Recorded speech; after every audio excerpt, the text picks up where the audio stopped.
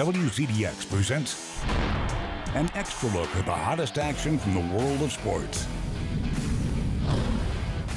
This is WZDX Sports Extra with Mo Carter, Charity Chambers, and Kayla Carlisle. And thanks for tuning in this week for another edition of WZDX Sports Extra. I'm Mo Carter alongside Charity Chambers and Kayla Carlisle. Of course, the only 30-minute sports show in the Tennessee Valley happens right here on WZDX. Yeah, Mo, and I do have to apologize for last week. Kayla and I kind of left you hanging when you threw up the X. Yeah, I was like, and the X, and then nobody does it. I guess you didn't realize the X was coming. Apparently not. Okay, let's go ahead and take a look at what we have in store for you today. We caught up with former Alabama and Auburn standouts Gerard Powers, Rashad Johnson, and Juwan Simpson about their new training program right here in the Tennessee Valley. Also, the third annual Goode Foundation 7-on-7 tournament was held at East Limestone High School this week. We have those highlights for you. And we'll take you out to the Huntsville Speedway for some racetrack action, as well as some action on the hardwood with the Richard Hendricks basketball camp. And of course, we'll end the night with Best of the Week. First, we're kicking things off on the gridiron, and believe it or not, Alabama and Auburn fans can come together. Well, at least the players can. Former Alabama and Auburn standouts Gerard Powers, Rashad Johnson, and Juwan Simpson are making waves in the Tennessee Valley as they've linked up to help train local athletes. It's not every day you see Alabama and Auburn players getting along, but that couldn't be further from the case for these former Alabama and Auburn football standouts. Me and Rashad played ball together at Alabama. Okay, Gerard went to Auburn. It's nothing personal. Once rivals, Rashad Johnson, Gerard Powers, and Juwan Simpson have teamed up to start a new training program here in the Tennessee Valley called Pro Prep Performance. Got 3 different paths on how we made it to the NFL and CFL, and we kind of just want to show them a path from our experiences on what not to do and or what to do to help them be successful. P3 is dedicated to helping mold high school and collegiate athletes in North Alabama become the best they can be. We've been talking since we recently retired. We've both been out of the NFL for a year now. Juwan has been out of the CFL for 2 years, but it's something we've been talking about for a while. We sat down, and just decided that now was the time. With years of NFL and CFL experience, the trio is on a mission to not only build up the next generation of athletes on the field, but off of it as well. It's more than just football. Let's see how your grades are doing. Let's see how your home life is doing. You need any help with recruiting, anything like that. We've all been through it. We all have a story. So we're just trying to give back to the kids. Powers and Johnson actually played together in NFL for the Arizona Cardinals. And of course, Simpson and Johnson played together at Alabama. So it's all coming around full circle. Mo? All right, Charity, we will stick with football heading into Saturday's game. The Huntsville Rockets were in control of their own destiny. A win against Middle Tennessee would give them the division title and the #1 seed in the playoffs. But a loss could create a murky situation for the GDL's top-ranked football team. Stick out to Milton Frank for all the action. Everyone around the GDFL had their eyes on this contest. Let's pick things up early in the first quarter. A.J. Clark steps back to pass, has all kinds of time before he finds Ryan Watson in the end zone for a Rockets touchdown. Huntsville takes an early 7-0 lead. But the Bulldawgs from Middle Tennessee, they don't back down. In the second, they drive down the field and cap their drive off with a Zach Ducker to Court Dillard 15-yard score. 7-7 tie ball game. Middle Tennessee will take the lead a few minutes later. Once again, it is Ducker going deep, and he finds Cash Barnes wide open for a 59-yard score. 14-7 was your score at the break. We got the same score late in the fourth quarter. Bulldogs punting to Jamarius Chandler. He'll field it at the 42-yard line, picks up a few blocks, and he is gone. 42 yards on the punt return. Tie ball game, we're going into overtime in which there were 3 turnovers and a missed field goal in the first few minutes. So now Middle Tennessee with the ball. Quarterback Zach Ducker finds Barnes inside the 5-yard line. A few plays later, Ducker will call his own number right here on the snap, scrambles to the right, and somehow gets across the goal line for the score as they go on to beat the Huntsville Rockets 20-14, ending the Huntsville Rockets undefeated season. After the game, we caught up with Nicholas Benjamin about last night's contest. We had our opportunities. We know tonight was going to be a big game. There was going to be a lot of emotions flowing. This has always been a big-time rivalry for us, but we had our opportunities, and now we have to just get back to the drawing board and work on what we need to work on to get better and get ready for the playoffs.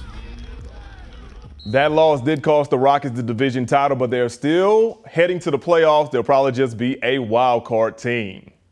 Yeah, and sticking with football, it's easily my favorite sport, but I'll be the first to tell you that life is more than just about football. This weekend, it couldn't be any truer for high school teams across the Tennessee Valley as they hit the gridiron for a great cause.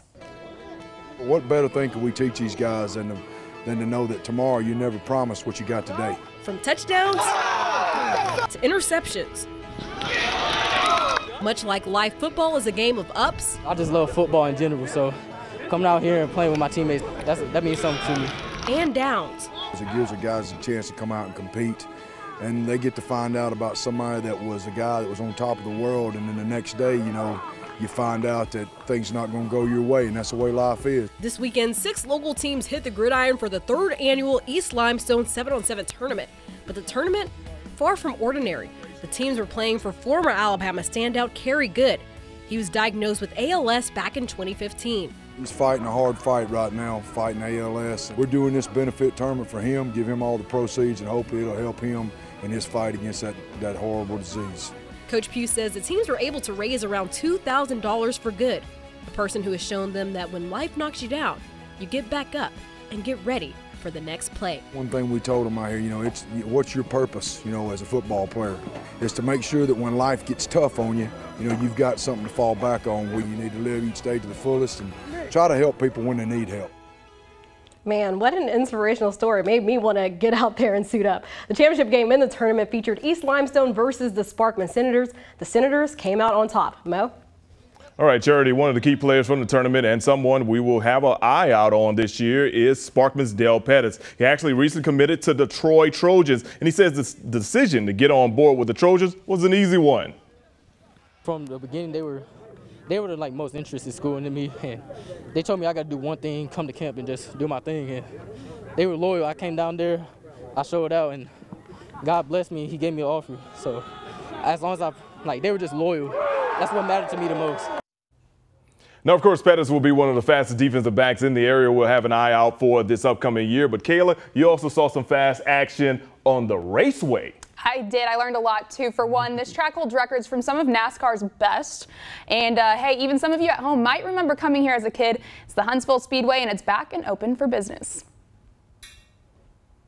The Huntsville Speedway has history that goes back all the way to the late 50s. NASCAR greats like Neil Bonnet and even Dale Earnhardt raced at this track. Have you heard of Richard Petty? Well, he's raced here too, back when the track held its only NASCAR-sanctioned Grand National race, the Rocket City 200, back in 1962. A lot of people don't know that Richard Petty has a win here at Huntsville Speedway, which one of his 200 wins includes Huntsville. But its history doesn't stop there. Generations of greats have competed here, and not just in stock cars, but Grand American type cars as well. The pits were packed, the behind the racetrack was packed with cars. The crowd here, the grandstands, was standing room only. I came here, you know, would have to park way down here on the road somewhere and walk all the way up here, and then come up here and just have to stand all night, you know, and watch the races. But, you know, it was fun. The racetrack took a brief intermission back in 2013, but 3 years later in 2016, it reopened and has been fighting its way back to what it used to be ever since. You'll be surprised how many people do not know this place is here and how many people that know this place is here but don't realize it's back open, and we've been open over 3 years. Nowadays, this track sees anything from super stock and sportsman racing all the way to open wheel. The racing's getting better and better. And the drivers you see at this track very well could be the next generation of drivers taking the big stage at Daytona, Charlotte, or even Talladega. You know, racing's alive here in Huntsville, and we want to get people down here in the stands and just enjoy a great night of short track racing. Now, that track holds races every Saturday night. Next week, they have 14-year-old JoJo Wilkinson going for her 3rd consecutive win here in Huntsville. And there will be a chance of fireworks after the race, so you don't want to miss out. Let's go ahead and stick with racing. Let's head over to the CHICAGOLAND Speedway for the OVERTONS 400. It was the battle of the Kyles. Busch and Larson are neck and neck in the final stage. Nay, the final lap. Larson bumps Busch into the wall, but Busch will recover. Larson takes the lead in the final turn, but Busch will retaliate this time, and he's going to send Larson going sideways, and he's out of the running, and Busch is going to take it home. That'll make it his 5th win of the season. Coming up after the break, though, Charity and Mo will be diving into some College World Series action. Make sure you stay with us.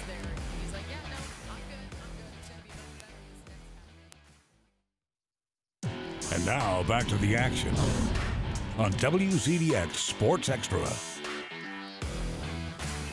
Welcome back. The new Madison baseball team still doesn't have a name or a completed playing facility to call home just yet, Mo. You're absolutely right. But Ralph Nelson and Ball Corps LLC did enough to change that scenario with the hiring of some key personnel this week. Roger Wexelberg was hired as the new president of the Mobile Bay Bears, and he will keep that same position when the team moves up to the Tennessee Valley in the future. Ball Corps president Ralph Nelson has known Roger for a very long time, and choosing him for the position was a no-brainer. Wexelberg has an extensive resume in the baseball world, including building a team from scratch, which was something he did when he ran the Gary South Shore Railcats.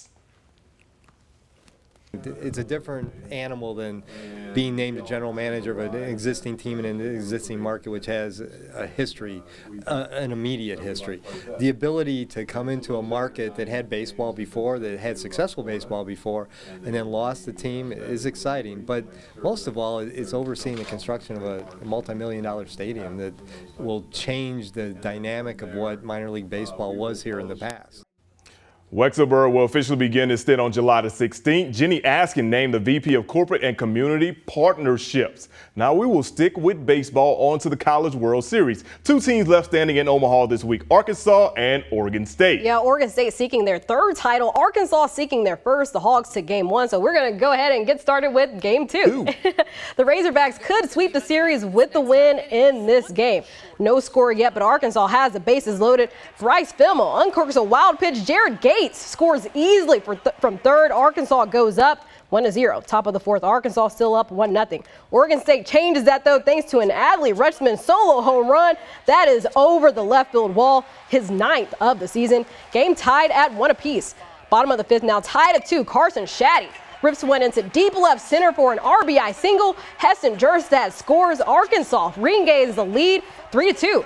Let's go to the bottom of the 9th. Same score. Oregon State down to their last out. Caden Grenier pops that one up. 3 Arkansas players have a chance to make this play. If they make the play, they win the whole thing. No, they don't. No. They can't make it happen. A few batters later, Oregon State makes them pay. Rever Larnick with a 2-run homer. Oregon State, they win the game 5-3. Mental mistakes in that one. So because of that late game meltdown, we now go to game 3. Arkansas playing for the college championship against Oregon State. They could have won it the other night, as you see, but they mistake all the way through it. Bottom of the first, no score until Oregon State's Adley Rutschman singles drives in Caden Grenier, and Oregon State's up 1-0. Now it's 2-0 when Adley Rutschman singles in the shadow left to drive in Michael Gretler. It's 3-0 Beavers on top. 8th inning now. It is 4-0 Oregon State rolling. Zach Taylor will single, and he would drive in Michael Gretler. The second time I've already called this guy, and it's now 5-0 Oregon State. Top of the 9th, Oregon State's Kevin Abel will come on, and he will do what he's been doing all night long, striking out Luke Bonfield to end the game. This guy retired the final 20 batters that he faced and gives Oregon State the championship. Just remember, Arkansas was 1 out away from winning it, but it was all about the Oregon State Beavers. They go on to win the College World Series. Now, for those of you that do not know, Charity used to work in the TV market that covers the Arkansas Razorbacks heavily, so she's got some ties to that team. I do. But how frustrating was it when you were looking at that saying 1 out to go to win a championship and they screwed it up? Yeah, Mo, I guess I couldn't really understand. I was confused. They teach you as little kids to call it when you're going for exactly. Me. Exactly. Oh, I got it. Exactly. So I was just confused. I was like, maybe since they're on the biggest stage, you kind of just forget simple things. Maybe, But after I saw that, I said, they're going to lose the whole thing. Keep in mind, they still had game 3 to play. Absolutely, but they didn't show up. They didn't. And historically speaking, when you make a mistake like that, when you have a chance to win the whole game, usually that team can't come back from that. And that's what we saw. And my thing is, after covering them for a year, I know their fan base, and in my opinion, I went to Texas A&M and SEC school, but in my opinion, Arkansas, they have one of the most loyal fan bases. I know that they are hurt after this. I know that they're shocked, but they're going to stick with them through this, even though this is a tough pill to swallow, Absolutely. I kind of do wonder this, though, Cowboys owner Jerry Jones is a Razorback, so I wonder what he was saying when he saw this as well. You know he was hurt. You know he was. And it's like, I guess I just still can't fathom how you make that mistake. And even in the press conference, no one had an answer. Absolutely not. It was elementary, and they just could not make it happen in that situation. Yeah. All right, there's more to come here on WZDX Sports Extra. Up next, we'll check in with Richard Hendricks to see how things went at his annual basketball camp at the Harvest Youth Center. And also, you want to stay tuned. We've got all kinds of things happening on Sports Extra. We'll be right back. On WZDX Sports Extra. Well, you might recognize the name. The former Alabama star and current EuroLeaguer Richard Hendricks, who we actually spoke with just a couple of weeks ago, hosted his 6th annual youth basketball camp on Friday. And also at this camp was former SPARKMAN High standout and Jacksonville State ball player Melvin Allen. Now being able to have a place for these young kids to come every day, especially during the summer, and have someone like a positive role model like Richard Hendricks talking with them and working with them, you know, it's very special. From young to old, over 70 kids showed up to the Harvest Youth Center to learn from a real professional himself, Richard Hendricks. Hendricks currently plays for the Galatasaray in Istanbul, Turkey, but his roots are deep in the northern Alabama community. Today's camp featured several drills to improve footwork and handling skills, but also skills these kids can take with them off the court as well. They don't realize that it takes fundamentals to get to the advanced stages of the game, so we like to work on defense, ball handling, teamwork, you know, and just good play. But you know, Hendricks' camp wasn't the only basketball-related event going on this week. We had some big news from LeBron James. And Mo, you even had some info regarding the Huntsville City Classic. Absolutely. The field has been set for the 36th annual Huntsville City Basketball Classic, and all Huntsville City schools, Huntsville, Grissom, Lee, May Jemison, and Columbia, will be taking part this year. Also in the field is the defending event champion, the Hazel Green Trojans. They'll be led by Kyra Lewis. Now, they defeated SPARKMAN 71-67 for last year's title. SPARKMAN will also be getting in on the action as well. And staying on the hardwood, all the talk this week has been about LeBron James being a free man after opting out of his contract with the Cavs. And guess what? Just a couple hours ago, he reportedly agreed to a 4-year, $154 million contract with the Los Angeles Lakers. Free agency began this morning, but free agents can start putting ink on the paper. It can't be made official until July 6th. And with that being said, what do you guys think of LeBron's possible move to the Lakers? I mean, I feel like it's pretty much a done deal. Yeah, I think it's pretty much family related too. I mean, I'm not a fan of it, but, you know, it is what it is, I guess. I kind of look at it like this. With him going to the Los Angeles Lakers, yes, he's going to the West, but now he's got to deal with not only the Warriors, but the Houston Rockets and also the Oklahoma City Thunder. And if my New Orleans Pelicans re-sign DeMarcus Cousins, they have to be dealing with the Pelicans as well. So, you know, it won't be easy for him in the West, but in the East, now it's all going to be about the 76ers and the Celtics. Yeah, who's he going to get with the Lakers? You know what I mean? Like, I don't know. I just saw they signed JaVale McGee. I was going to say, you're like, yes. Yeah. Well, seriously. All right, guys, when we come back, it's time for my favorite segment, the best of the week. Stay with us.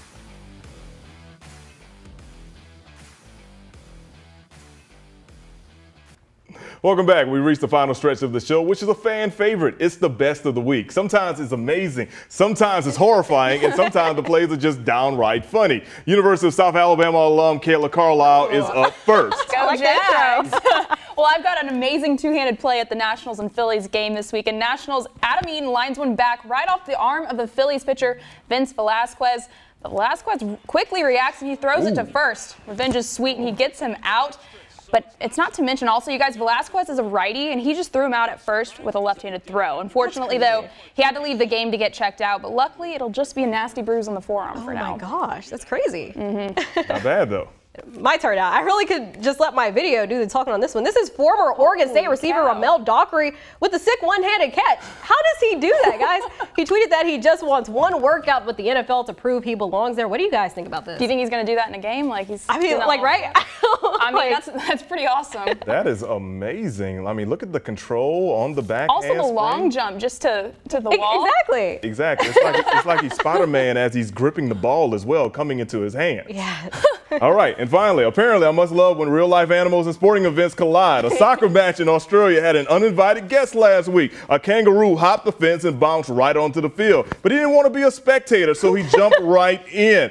And after he got on the field, he decided to try his hands at being a goalkeeper, but they was not very good. He missed almost every single ball that was kicked his way. Now, eventually, a white pickup truck was driven onto the field to scare the kangaroo away. And just like Kangaroo Jack, he is going out out of sight, out of mind. Or so you think. Eventually, he would hop right back onto the field over the fence a few minutes later and became part of the game once again. Eventually, they were able to get this little guy out of the stadium safe and sound, no harm done in making of these videos. I wonder if that happens often in Australia. You would really think that could happen often, especially like a squirrel, it's a kangaroo. I don't know. I mean, come on, think about it. You know, they got the lower leg strength just to jump over fences all the time. That is true. You know, that's a really maybe good point. The kangaroo. Actually. Well, I was gonna say maybe the kangaroo needs to suit up, but maybe not since he wasn't. Maybe maybe it's like Air Bud with kangaroos. Maybe so. Maybe so. Maybe it's the Australian version of Air Bud. Maybe so. Okay, maybe not. All right, that'll do it for another episode of WZDX Sports XTRA for Charity and Kayla. I'm Mo Carter. We'll see you guys next week. Have a great 4th of July. Thanks for watching WZDX Sports XTRA. Furniture provided by Lazy Boy Furniture Galleries. Live life comfortably.